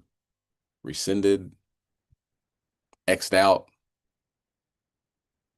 in these last days. So now you have people losing their job, the tariffs are kicking in, so prices are getting higher, already have inflation, SNAP benefits are gone. They said, you can try to give people half of what they get or whatever like that. But for right now, they're gone. It doesn't seem, you look at MAGA Mike Johnson, he's pretty much telling you like, nah, we're not even talking to the Democrats right now. So it's not even, they're not even trying. They lost, what was it, New York mayoral candidate, election rather, Virginia governor, Jersey governor, and somebody else. I forget where else. But all the Democrats won. They're like, all right, we already lost, so now we're gonna kind of do what we want to do. You know what I'm saying? Yeah, it's falling apart. Let's get back to that breaking news this morning. Amazon is laying off 14,000 employees. The retail giant confirming this move in the last 2.5 hours. Now, according to Reuters, the company could lay off even more people, as many as 30,000, making it the largest round of layoffs since 2022. Cairo 7's Brooke Griffin is live at their Bellevue headquarters. And Brooke, experts say this could impact Seattle's economy and the area's. Now, those marketing experts from the University of Washington say if those 14,000 layoffs are from here at the Bellevue headquarters, these corporate positions, then those people will stop spending money here while they're on the job hunt. That means less tax revenue and even a budget shortfall potential in the future. Amazon released a quote statement just this morning saying that we're working hard to support everyone whose role is impacted, including offering most employees 90 days to look for a new role internally. The timing will vary based on local laws, and our recruiting teams will prioritize internal candidates to help as many people as possible. So they're like the corporate Amazon. Can you imagine you have a job that says, yeah, we're gonna let you go, but we're gonna give you 90 days to look for another job before. Man, all right. Well, good looking. Good. Thanks for the update. You know what I'm saying? Most of my jobs, when they let me go, they're like, all right, you can get your stuff, you can get out right now. Okay. Don't let me call security. All right. Let's not make this more than what it is. Okay. This could get ugly. I'm like, dang, man, I don't want no problems, baby. You know what I'm saying? But apparently in Amazon, they give you 90 days, look for a job internally. Well, look at that. Let's continue on. This comes after another Amazon layoff announcement earlier this month. They tell us they planned on laying off around 15% of its HR department, which is about 1,500 employees. In June, Amazon CEO Andy Jassy said the use of AI could lead to more job cuts in the future. According to Reuters, these layoffs would reduce expenses and compensate for overhiring during the pandemic. University of Washington professor Jeff Schulman says this will make it even harder for people to find a tech job. These last 2 years have been very difficult for people in the tech industry as we see more and more companies engaging in larger and larger cuts, and the search for another job after those cuts is taking longer and longer. Amazon is also has corporate offices in Arlington, Virginia, but it's unclear which city the majority of those cuts will be in. But on the day-to-day side of things, Amazon is actually hiring for warehouse workers. They said a few weeks ago that they do plan on bringing in about 250,000 seasonal employees. That way they can get help with the holiday rush. Live in Bellevue, Brooke Griffin, Car 7 News. Yeah, major story today. Thank you, Brooke. And going in depth, corporate workers have had quite an impact on the Seattle economy. According to data from 2023, the company employs some 55,000 employees on the Seattle campus and another 10,000 or so in Bellevue and on the east side. When workers returned to the office 3 days a week in 2023, credit card transactions went up 86% at South Lake Union restaurants. There was also an 82% increase in foot traffic during that time. Any Amazon layoffs will have a ripple effect on other local businesses in the area. Yeah, Oh, yeah, for sure. Yeah. Okay, so let's look at some information regarding layoffs in the United States. Slovakia.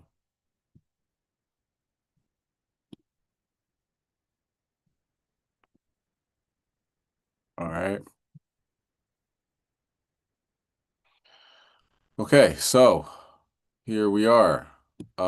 Technology, Amazon, like I said, 14,000 corporate jobs. Meta, cutting hundreds of jobs, particularly in the AI unit. Intel, announcing significant workforce reductions. Microsoft, conducting layoffs as part of a broader changes. You're laying me off. Why? Because of broader changes. Thanks for the information. IBM, planning to lay off thousands of employees as it shift its focus. Like they have the, you know what I'm saying? Like the lingo is great. You know what I'm saying?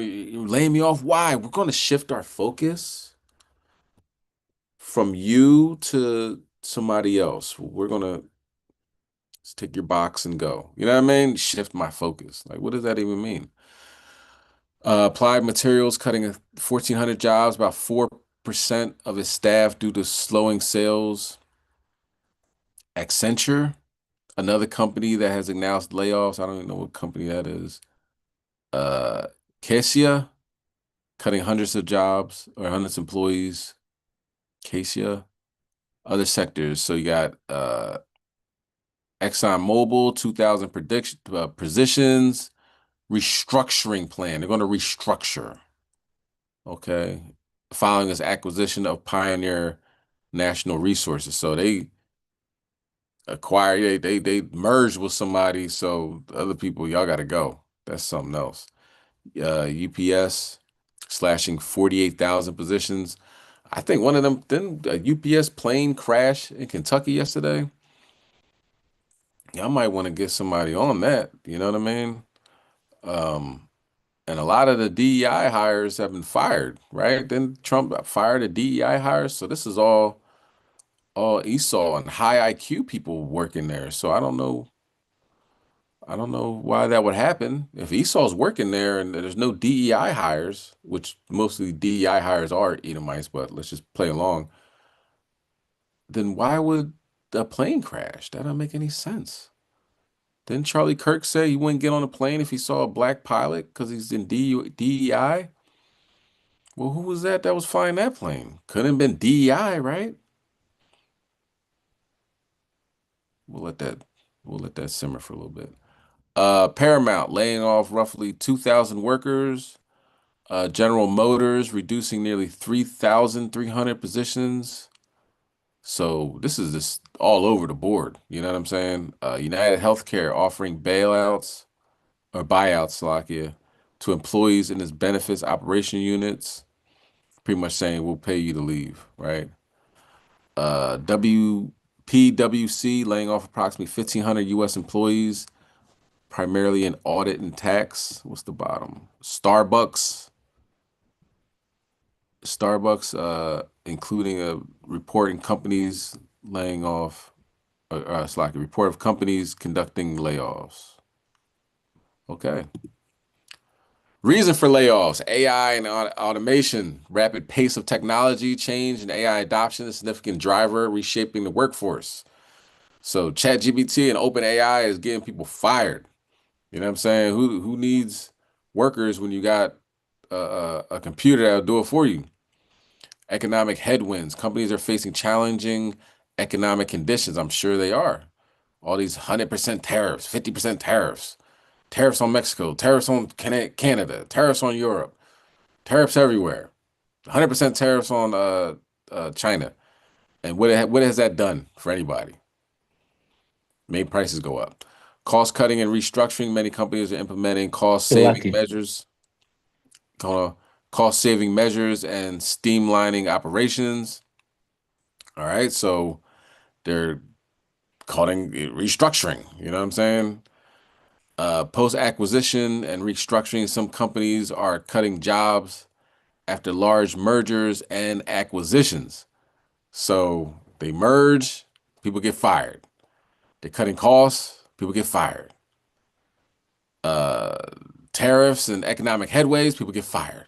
AI, people get fired. But what it comes down to, for the most part, is this is the United States of America. This is Babylon. Babylon is falling, and jobs are falling along with it.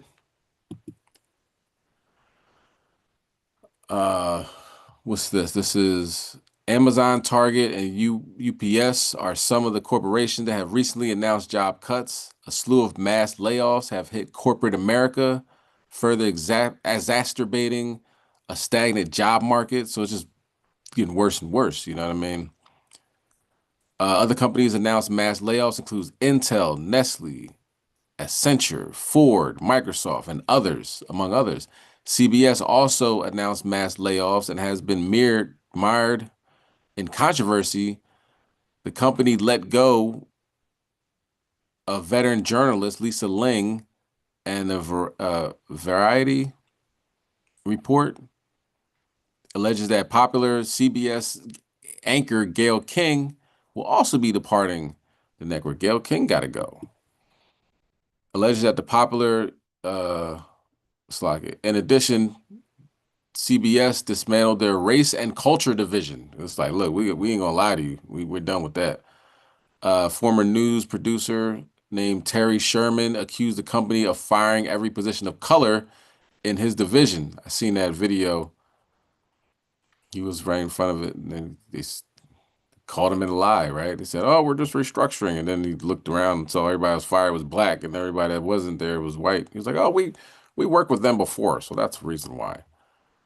Some reports indicate that Amazon may have reduced staff because of the rise of AI, but Amazon spokesman disputed this claim, according to CNN. Economic Times suggests that job cuts may be due to rising cost and slowing consumer spending. So if you got no money, you can't spend anything. And if everything's being tariffed and the stuff you buying, it costs $20 one day and then it costs $60 another day, you might not buy it, right? So there goes Trump. He did that. In addition, mass layoffs within federal government have been ongoing since the start of 2025. The mass layoffs within several different industries, coupled with a rising cost, makes for a more dangerous cocktail that threatens worker well-being. Let's get Sirach 10 and 8. And somebody says Salakia? Con. Yeah, you know, when Trump played that was on that show, all he was saying was, "You fired, you fired, you fired." You know, now he running on the same thing. You're fired. You know, so it seems like he's gonna separate the rich from the poor. There ain't gonna be no middle class. Con. Excellent point. You know, and it's like how much money you already have. You already have a toilet that's made of gold. Why do you want other people not to have a toilet at all? Like, why does that come across your mind? It's just evil. You know what I mean? He's just an evil person, but the Most High set him up to be a stooge at the end of this thing. You know what I mean? So we really need to depend on the Heavenly Father for protection. You know what I'm saying? And have a hedge around us during these trying times. All right. Ecclesiastes chapter 10 and verse 8. Because of unrighteous dealings, injuries, and riches got by deceit, the kingdom is translated from one people to another. So this is the collapse of the Edomites' kingdom, and soon to be the rise of ours. Okay? And we can see how that is occurring. It's all falling apart. All right, let's go to Ezekiel chapter 27 and verse 27. Talks about Tyrus and the merchants, and everybody that depended on them. It's similar to America, right? Verse 27, thy riches and thy fares, thy merchandise, thy mariners, thy pilots, thy chalkers, and occupiers of thy merchandise, and all thy men of war that are in thee, and in all thy company, which is in the midst of thee, shall fall into the midst of the seas, in the day of thy ruin. Babylon is falling. Amazon's laying off 14,000 people. Amazon's where everybody goes for everything. You would think Amazon will be expanding. Nope, nope, nope. All them tariffs and all those bad dealings are kicking in, which is bringing down Babylon and all their merchandise and their money. That's what people always say, right? The only thing Esau got is money. You know what I'm saying? Kind of Ezekiel 27 and 27. The only thing Esau has is money. And if he don't have money, what he got? You know what I'm saying? Now, he tell you he's blessed with the sword, but we have somebody else that far surpasses any type of weaponry they have. That's carnal weaponry. Yeah, how about Shem Yahushai got a chariot that'll take out this whole place, but he has millions of them. You know what I'm saying? So if Esau ain't got his money, keep an eye out for falling Edomites. If you're going downtown somewhere, you know what I mean? If your coworker says, I'm just going to go to the roof real quick and have a smoke, just say, so long, Susie, you know, so long, Jeff. You know, they're not good with handling uh, uh, uh, hardship and heartache. But like us, our life is filled with that. You know what I'm saying? So if you fall into one of these layoffs or whatever, get your unemployment, get back on your job. You know what I'm saying? Get on your grind. You already know what it is, and keep going in the right direction. Esau, I can't help you. Can't help you, won't help you. All right, let's go to Proverbs chapter 23 and verse 19. We're going to talk about the downside of destroying your body. You know what I'm saying? And the terrible things that can happen as a result.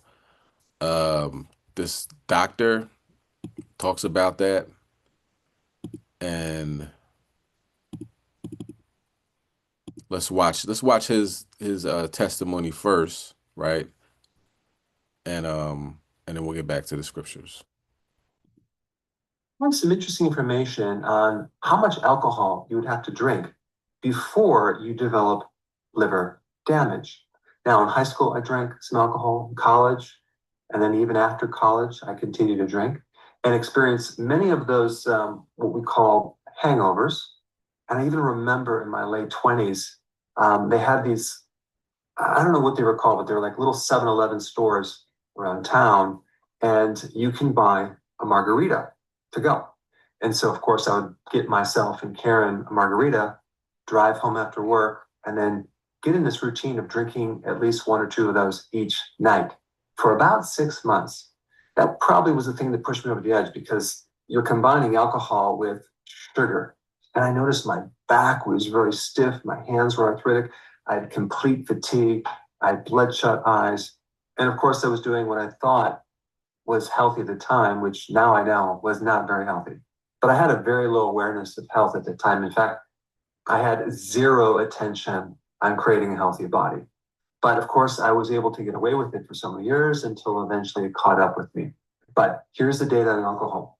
In one study, just 21 binge sessions produced early stage liver disease. Now, when I'm talking about binge drinking sessions, I'm talking about more than 5 drinks within a 2-hour period. And when I'm talking about a drink, let me define a drink. That is 0.6 ounces of pure alcohol, which would be equivalent to a can of beer, 8-ounce malt liquor, or a 5-ounce wine, or a 1.5-ounce shot of liquor. So if you did 5 of those 21 times in a row, that could potentially push you right into an early stage liver disease. And he also found that just one session of binge drinking increases your liver enzymes. Now, what happens when you drink is that about 25% of that alcohol gets absorbed in your stomach into the bloodstream, and then the rest gets absorbed in your small intestine. Now, as it goes through the bloodstream, it goes through your liver, and your liver now is going to break it down and deal with this toxic material. And in this process of the stages of breakdown of alcohol, the first stage is pretty toxic to your liver cells. That's where you're going to get inflammation, and eventually you're going to be getting scar tissue. That's called cirrhosis. But on average, when you drink just one drink, it takes about an hour with all the different enzymes in your liver to break it down into a less toxic material. But what happens over time when you continue to do this is you start to lose the enzyme network that breaks down this toxic material, and then the toxic material builds up and it creates a lot of damage within your liver, your pancreas, etc. What initially happens first is that you start developing fat in your liver, and then that fat can create inflammation, which can then lead to scar tissue. And also the fat can create insulin resistance, which can now increase inflammation. So it's kind of a never-ending cycle. Now, as far as inflammation in the liver, okay, it's called hepatitis, that usually starts within 5 years of heavy drinking on a regular basis. Now, as far as cirrhosis or scar tissue, that usually takes between 5 to 10 or more years. Because if we keep that liver in a constant state of inflammation, the body's going to start healing with scar tissue because we also now have the immune system involved. But what's interesting is that this whole period of time, you don't have many symptoms. You might have some fatigue. You might look down and see your belly, but not necessarily all the time, because you also could have skinny fat where it's throughout the organs. But definitely if your belly is sticking out, that usually means that your liver is fatty. Now, there also is a condition called ascites, which is not necessarily fat, but it's a protruded belly because your liver is so bad, it's leaking fluid into a sac around your stomach. So that situation is a fluid-filled sac in your gut because your liver is very, very sick. That's a very advanced stage of liver disease. And then as things progress, then you start developing more and more symptoms. Arthritis would be one. Itching through the body, especially in the bottom of your feet. You may have jaundice, yellowness around your eyes or your skin. You may have a spike in estrogen and a lowering of your testosterone and start developing man boobs, things like that. But you're definitely going to feel lethargic, kind of tired. You might have bad breath, a loss of muscle. But other than that, you'll be perfectly fine. Now, there's some other variables that affect how alcohol affects your liver. Number one, the concentration of alcohol that you're drinking. So you have diluted drinks or you have more concentrated or stronger alcohol. So we have the concentration, if it's carbonated or not. Apparently carbonation increases the negative effect on your liver. Then you have, if you're consuming any food with that alcohol, the food buffers the negative effect of alcohol on your liver. But what happens is you have a tremendous amount of oxidation in the liver and you're getting a lot of free radical damage. And the ability to counter that with all these enzymes becomes less and less and less. And then we lose the liver function, and now we can't detoxify, and now we can't digest like we should. And there's DNA damage and even risk of liver cancer. But people with cirrhosis used to be diagnosed maybe in their 40s or 50s or 60s. But nowadays, it's younger and younger. 25-year-olds are now being diagnosed with cirrhosis. In fact, between 1999 and 2016, the deaths from cirrhosis have increased by 65%. So more and more younger people are drinking and experiencing the negative effects from that.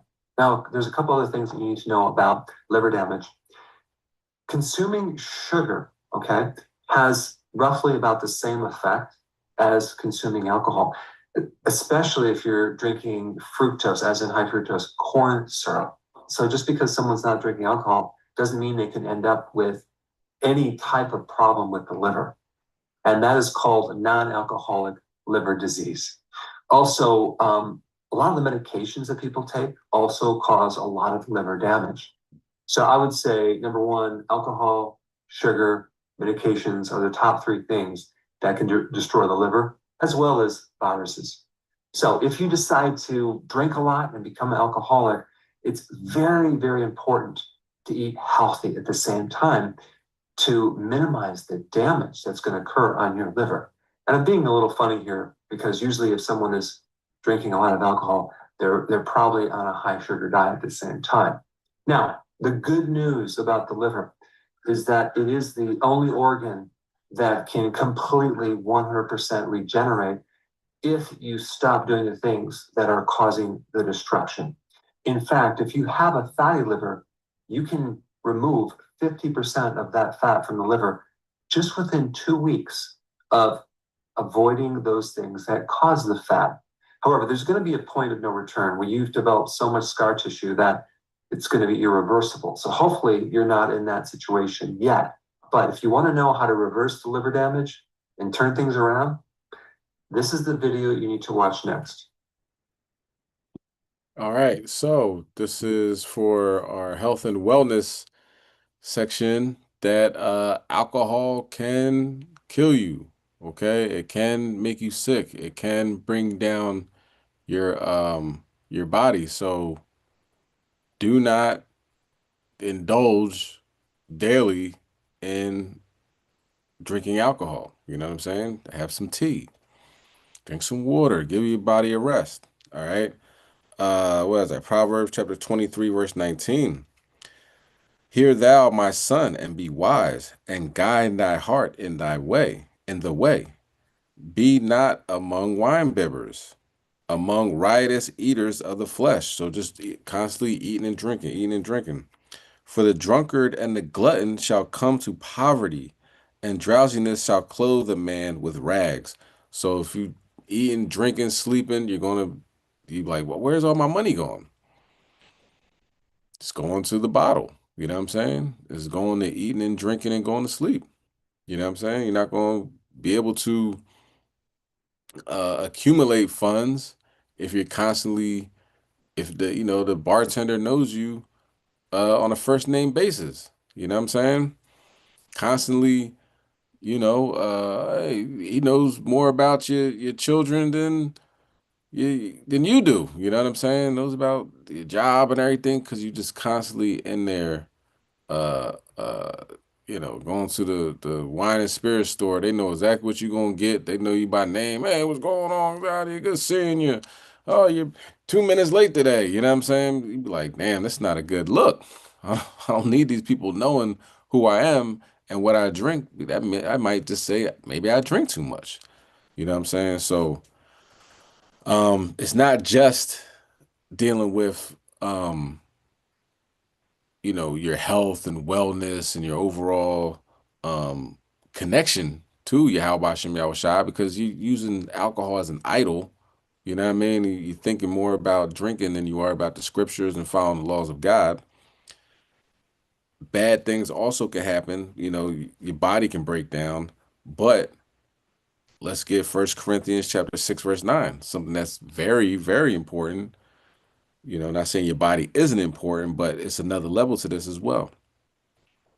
1 Corinthians chapter 6, verse 9, know ye not that the unrighteous shall not inherit the kingdom of God? Be not deceived, neither fornicators, idolaters, nor adulterers, nor effeminate, nor abusers of themselves with mankind, nor thieves, nor covetous, nor drunkards. Skip over that one.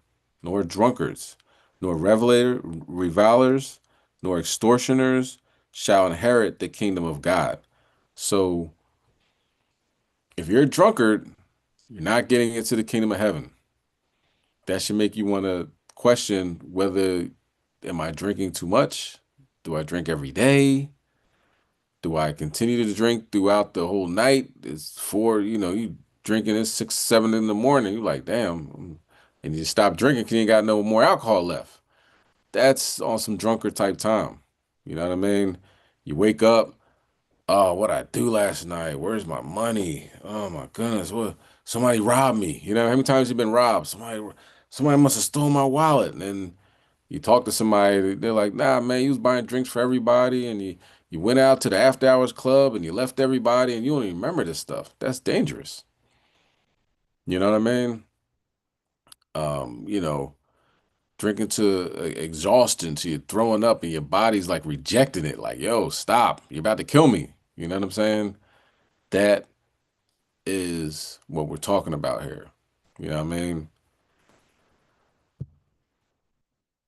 Be aware that God says you're going to come in poverty and you ain't going to make it to the kingdom of heaven.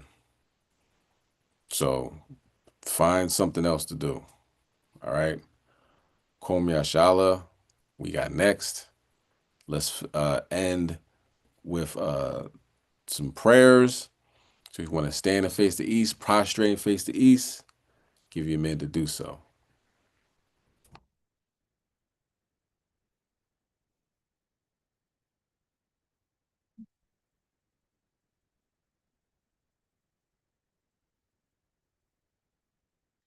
The Lord's Prayer in Paleo Hebrew, Abanawa, Shabbat Shemayim, Wadash, Ayah, Shemka, Yahweh, Malachbaka, Daba'a, Ratazaka, Ayah, Aisha, Barataza, Kawa, Ayah, Bashamayim, Nadananawa, Lacham, Kau, Yawam, Wasalachnawa, Kawawahnawa, Kasalachnawa, Kawawahinawa, Wala'a, Dabinawa, Banasai 1, Abal, Hawashinawa, Mayan, Rai, Kaya, Laka, Hamalakwa, Wa'ala, Watapalarov, Labulamnam, Aman.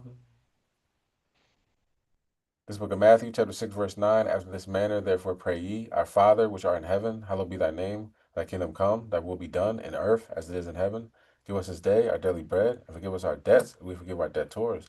And lead us not into temptation, but deliver us from evil. For thine is the kingdom, and the power, and the glory, forever. Amen.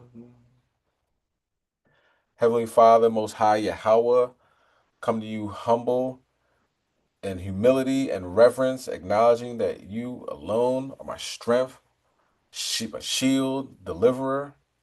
You are the great I am, the ancient of days, the righteous judge who rules over heaven and earth. Come boldly before your throne of mercy through your Son, Yahushua Hamashiach, asking for your divine covering, protection, and justice. Father, I ask you place a hedge of protection around us, our home, our family. Let no weapon form against us prosper.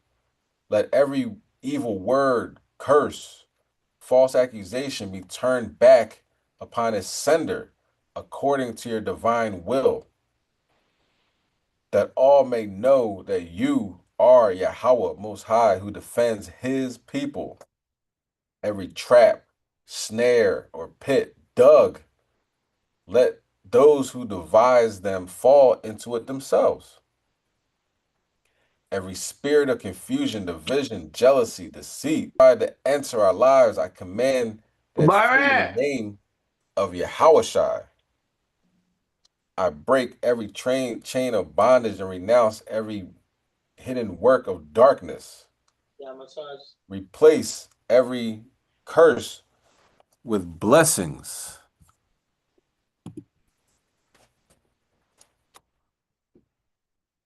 It's all good. We don't stop. Get it. What I said. Replace every curse with blessings, every storm with peace, and every fear with faith. Father, let every plan of the enemy be turned into a testimony of your power. Where others have plotted against us, let promotion, restoration, and revelation arise in their place. Cover our mind with the helmet of salvation, a heart with righteousness, and the steps with the peace of your word. Give discernment to recognize those who mean us harm, and the wisdom to walk away from deceitful counsel. Deal justly, O Lord, with those who seek to harm us or speak evil against me. If repentance is possible, let them find it.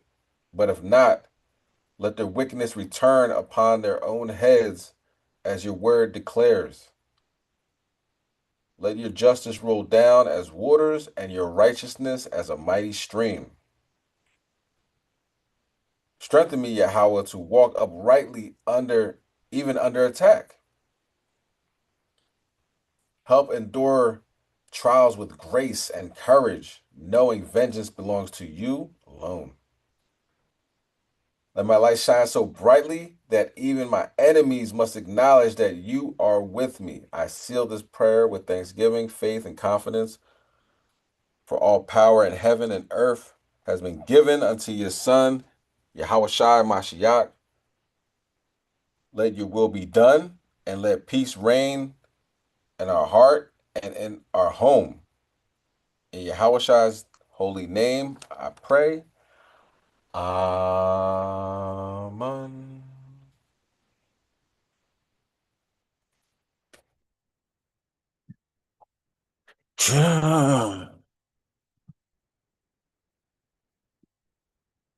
What's up? What's up with hitting the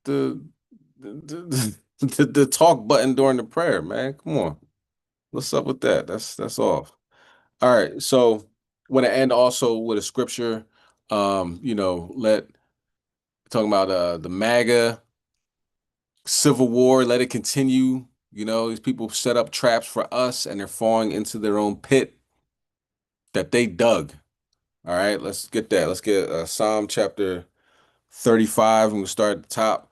Plead my cause, O Lord, with them that strive with me. Fight against them that fight against me. Take hold of shield and buckler and stand up for my help. Draw out also the spear and stop the way against them that persecute me. Say unto my soul, I am thy salvation. Let them be confounded and put to shame that seek after my soul. Let them be turned back and brought to confusion that devise my hurt. Let them be as chaff before the wind, and let the angel of the Lord chase them. Let their way be dark and slippery, and let the angel of the Lord persecute them. For without cause have they hid for me their net in a pit, which without cause they have digged for my soul. Let destruction come upon him at unawares, and let his net that he have hid catch himself. Into that very destruction, let him fall. Kwom Yashala. All praise, honor to Yahweh Bashem and Mashiach Yahushai. We continue to pray for brothers that aim to be righteous. No confusion, no deceit. Shalom.